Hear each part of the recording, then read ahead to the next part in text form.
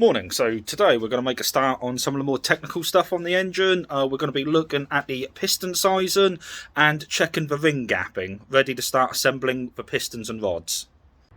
So of course you need a source of technical information. So years ago it would have been a Haynes manual for these older cars. These days it seems to be the internet and forums, or you can always resort back to the dealership. So from the information given to me by EDS and my little Bible here, I know that the bores are standard size 1, which means I can look up each component in this book and find out the tolerances. So the cylinders themselves should be 83.000 to 83.018. The pistons themselves should be 82.921 to 82.939. The ring gap on the first and the second ring should be 0.20 and no more than 0.40. And the oil control ring 0.25 and no more than 0.50. Right, so first and foremost, to be able to measure the piston, it must first be disassembled. So to get it off the conrod, you've got a little circlip hidden just in here, which you literally just flick out with a screwdriver. After that, you can flip it over, and luckily on these Xud9te engines you can usually just push it out. This bastard ain't going to come out now. 2 seconds and I'll be back. Right, so I'm back. I did have to give it a little tap just off camera. I've got my plastic screwdriver in just in there, and even now it's still putting up a little bit of a fight, but there you go, we are now free. So that can get fucked off. Right, so next you're going to want to get the rings off. I find it's easy just to get your ring pliers back on that first one, and then be an absolute wanker, get the others and snap the bastards out, because they don't matter a fuck now anyway. So and just like that. That's the rings now off. Right, so next, to measure your piston accurately, you're going to want a decarbonate. So here's one I cleaned earlier. Now, to get the carbon off, it was a bit of a wanker.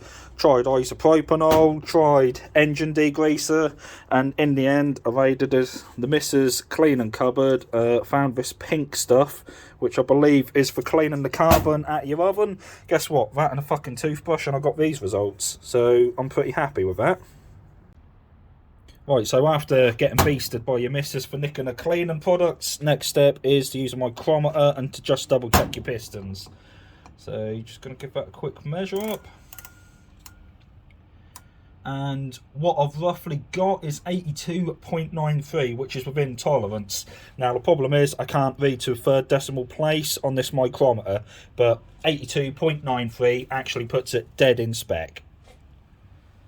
Right, so next we need to check the piston rings. So as you can see here, I've now labelled each piston out what will be its corresponding cylinder on the block.